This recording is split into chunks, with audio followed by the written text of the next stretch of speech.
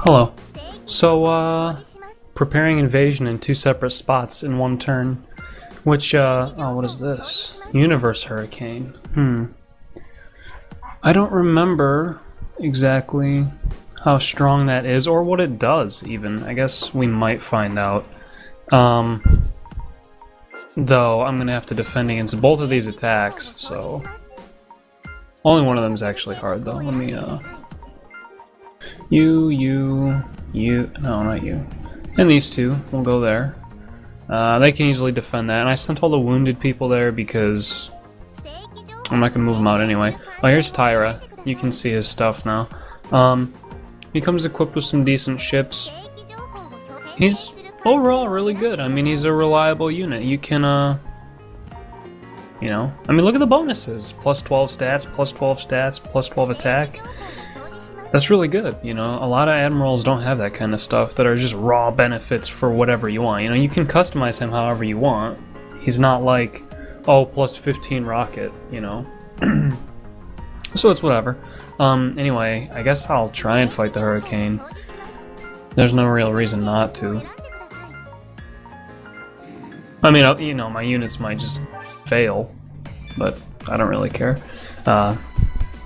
No penalty for death, after all. It said Hurricane on the other page, right? Now it's saying Typhoon. I forgot the difference between the two. I think Typhoons rotate the other direction and exist in Asia. I don't know if that's correct. Hello, residents. She gives this message for every disaster, I believe. 4,800 power and anti-laser. So, this isn't gonna go down. It doesn't hit very hard though. Maybe I could kill it with a more optimized fleet. Anyway, here we go. No damage, good. So I like to see. So this is another problem with the game. I can't just skip attack. I have to attack even though it does no damage. It's just, you know, if they... It doesn't take that long. It's a stupid complaint, maybe. I don't know. It's just annoying. It's just fucking really annoying. I mean, I've already gotten into the habit of, like, skipping a lot of, you know, like, all of these attacks. Like, the second it ends, you'll notice that I usually skip right to whatever's going on. Just because it's habit. But yeah, the Hurricane's not that bad, actually. I thought it would be much worse. It's not like... Some of the space monsters hit everything. And it's like, Jesus Christ. They hit everything for like 1,000 laser damage or something ridiculous. I mean, I don't know if that's exactly right. I don't... You know, whatever. Whatever. Let's go again. I mean, I'm not gonna kill it, but it can only attack once, so no matter what, I think I can get a defense successful, and then I can pick it off next turn. I know that by killing these things or defeating them, you get ships. So if I defeat the Hurricane, I should get a Hurricane ship. I've never done that before, so I mean, I'm kind of interested. Yeah, I don't really have anything else to say about that, and I'm glad it focused Shibagami again. Of course, it can't attack Donuts because she's a dive ship, which I don't know why I wasn't calling that in the first place. Someone called them a dive ship in the comments, and I was like, God, that's so much fucking better than what I've been calling them. Not only is that correct, it sounds better than sub. Or underwater boat, or whatever the fuck, I don't know.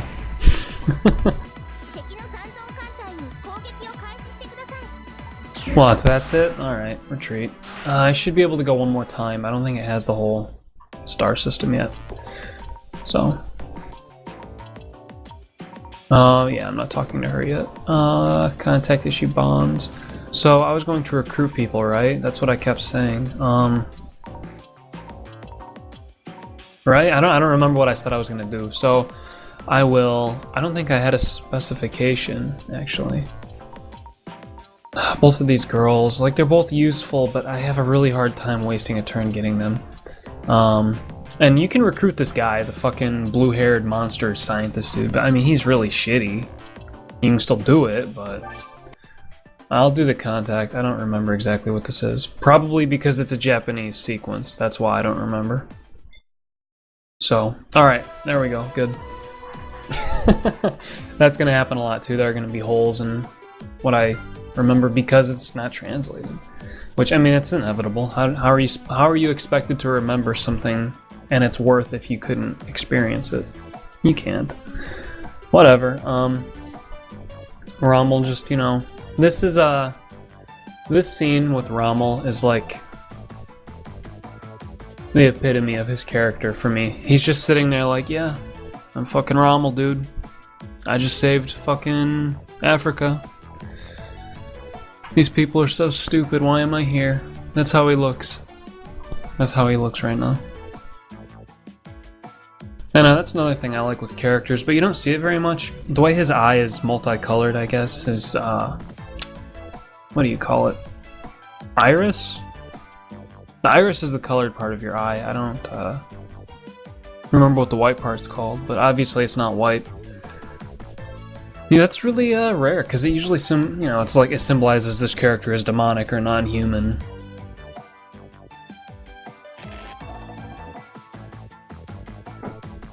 It's just something that I enjoy.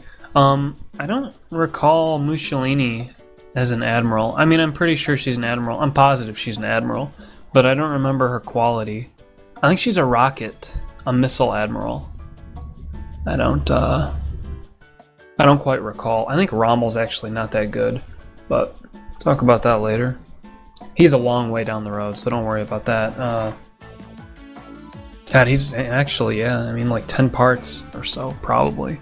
Maybe even more than that. He's, of course I'm basing off, this stuff from my first playthrough, so it's gonna be faster, more likely than not. And I have to actually look up soon, too. Something more specific, because I don't want to trigger certain things, and I don't remember exactly where they trigger, and I don't want to fuck it up, because if I fuck it up in the playthrough, it'll go into a route I'm less familiar with, and I will be unhappy myself because of that. Even if it's technically not bad, I would be less happy. So, Rommel stays here now. He doesn't move around. Yeah, that's important. These pig people don't ever fight that I know of. The Bikini Squadron does all the fighting, and they're terrible. They're just awful. Yep. That's all I have to say about this. So, yeah, it was about done anyway.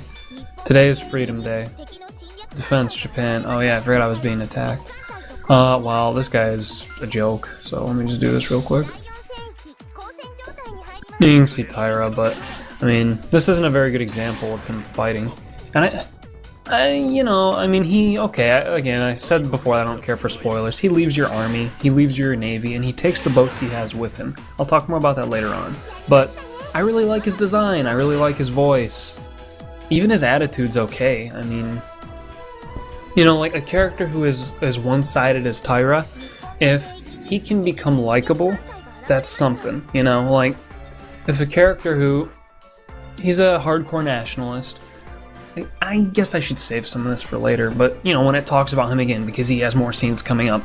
But I want to talk about it now. So when a character like Tyra comes up and he's a hardcore nationalist and he looks really pig-headed or one-sided, like he's not gonna budge at all on what he thinks, someone like that can be insufferable. Like I'm sure you've met people like that in real life. I talked about in parts before that a lot of Americans are like that, but if you can find those people, and they can logically defend and acknowledge the weaknesses and what they're talking about, they're really cool. Those people are very fun to talk to, and I enjoy spending time with them. Even if they have completely opposite opinions of me. And that's why Tyra would be a cool character if they somehow made him likable. They don't even try to do that. Most series don't, because, that character exists to be disliked. So I don't hold that against Daiteikoku at all, but I wanted to point it out. Because he could have potentially been one of those niche characters that I enjoy. Which, that was kind of wordy, wasn't it? But I did that well. Yeah. Look at this fucking idiot. Award-winning commentary. Look at this fucking idiot. Alright. But, Yeah, I guess I kind of am obligated to hit this guy again, aren't I? You may have noticed that the other ship has sonar, so if I were deploying donuts here, they would be detecting it. And she would be in trouble. Not really, I mean, okay, Nelson could attack her. That's something to note. Your ship, your fleet doesn't need to have sonar to hit the other dive ships. It's just someone in your, you know, one of the admirals in your force set needs to have it. So I don't think I ever talked about that. That's how it goes, though. So you give it to someone who's tanky, who can survive a good hit. Otherwise, you're fucked. Alright, well, these people start now. I guess it's starting to introduce them a little bit, and I feel like it's later in the game, but it's really not. I mean, well, I don't even think we're 20% of the way done. Which says something. I mean, 20% of the way through the game and you've been introduced to everybody? I don't know about that. But, yeah, so I like this girl, Gope. She's, pretty cool. I think she has really good scenes. Also, you've noticed that, right? When was the last scene? Like 10 parts ago? Not that much hentai showing up. Of course, I'm not, you know, seeking it out by any means. And I'm not really going through all of the character sequences to get to it. Like, I mean, well, I guess this is worth pointing out. I've never seen the military leader girl's scenes. I don't even know if she has any. Rikori, I've never seen any of them. Except core route. I've seen all the core route scenes. That's not the same thing, though. I'll talk about the core route when the core comes into the game, which will be a while. Anyway, I've never seen red-haired teacher girl's scenes, whose name I will never remember. I've never seen Ozawa's scenes. I've never seen any more of Lala's scenes, if she has any. She's probably the ugliest character in the game. And I think I've seen both of the Chinese girls' scenes. So, anyway,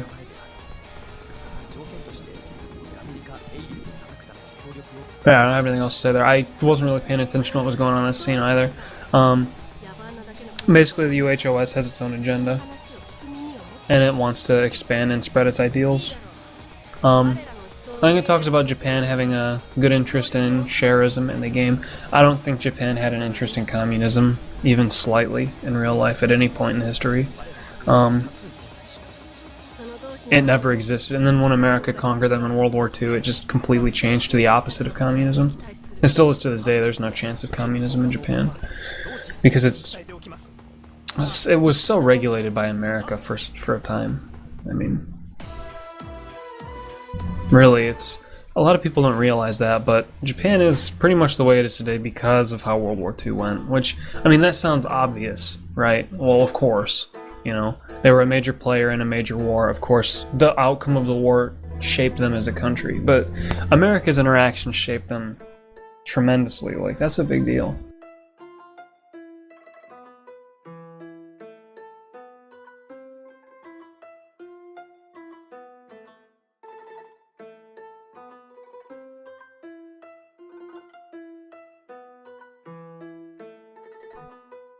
I don't know what this scene is either, so I will let it go for a minute or two. Oh yeah, I know what this is. She's just basically asking Togo out on a date, or like asking him why she doesn't treat her like the other girls, which, I mean, you know, she's Empress, Mikado, you know, you can't just be like, hey bitch, how's it going, you know? She's Mikado. Of course, I mean, Togo doesn't talk. Does anyone talk to people like that? I don't know. I don't know where that came from. I just figured, you know, I'd make him as bad as possible to talk to the best person, right? The woman who deserves the most respect, I'd just have him talk to her in the most disrespectful way possible. To draw an even deeper contrast. Oh. Man. Like, that's what Togo's lacking. He's not lacking what I was talking about. He lacks, high emotion moments, maybe? Like, Let me think of how to say this. Like, characters need to have that one thing that they're really passionate about, you know? Like, this isn't necessarily what I wish for, but it's an example. Like, his daughter could get in trouble in some situation, and he'd be like, "Get away from my daughter!" And then he'd, you know, beat the guy who was dealing, you know, negatively with his daughter to a pulp. And then he'd be like, "Yeah, fuck yeah, Togo's awesome, he loves his daughter, woohoo!" But he never does that. For anybody. He's just, I'm Togo. I will Togo where I please and do what I want. I think I will have sex with a woman today. I don't know who it's going to be. I think I'm going to drive my spaceship today and take over some colonies. I'm Togo. I'm a little indifferent about what I'm doing. And that's just what he's like the whole game. That's how it feels to me. So, yeah. Maybe I'm just biased, I don't know. Could you people talk a little bit about why you do or don't like Togo? Because I've said, like, I guess I've exhausted why he's unlikable, or just not unlikable, just not likable. He's just neutral. He's so fucking neutral. I don't know what else to say. Validate my feelings, like, agree with me or disagree with me and give a reason, please, because no one has. I don't have anyone to talk about it with.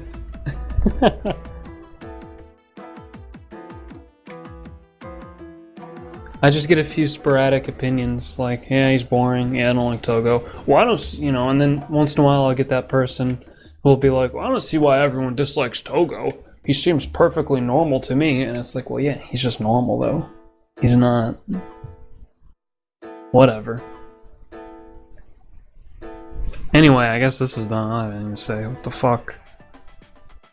Oh shit, I skipped half of Tyra's stuff. So at the end of this part, I guess I'll mention Tyra a little bit. I forgot the name of the person he's based on in real life. So that's how we start out with our Tyra lore. Anyway, the name is nothing similar to this at all from the real life guy. And the real life guy wasn't actually as influential as Tyra's going to be in the game. Or I guess Aichi, but...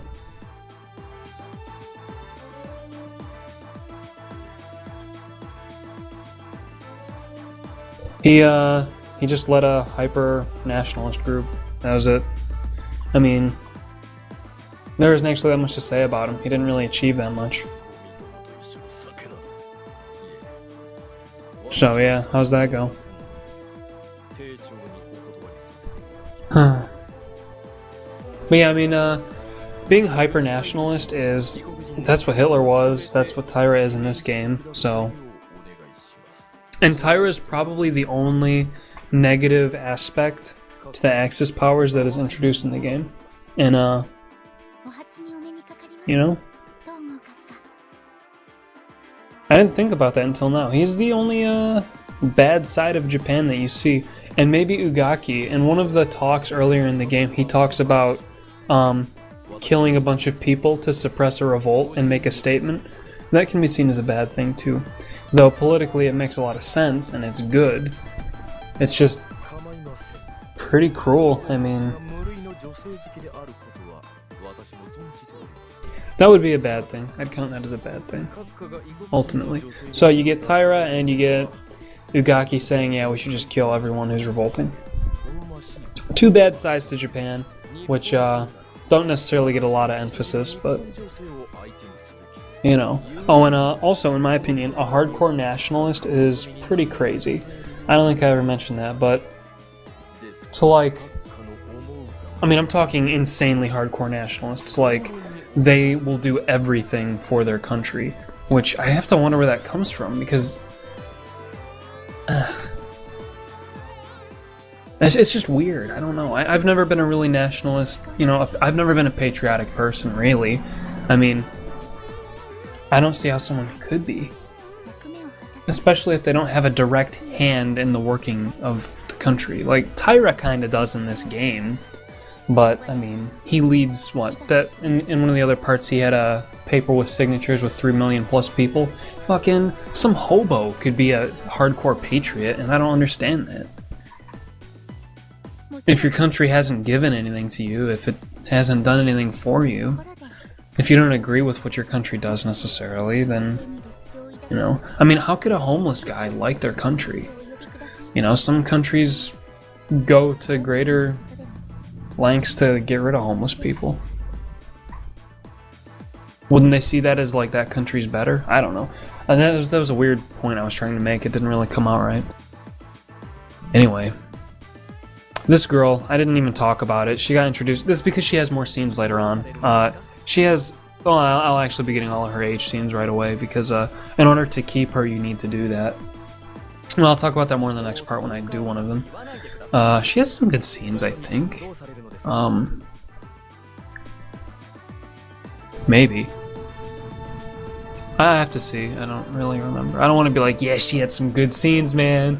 She had some really good scenes. Can't wait to just fap with an open mic to these scenes while I'm recording this playthrough. And then I'll get to the scene and be like, oh, that's no good. But that's why I'll just wait and see. Anyway, done here. So I will maybe see you in the next part. Strategy phase. Yes, next part. See you.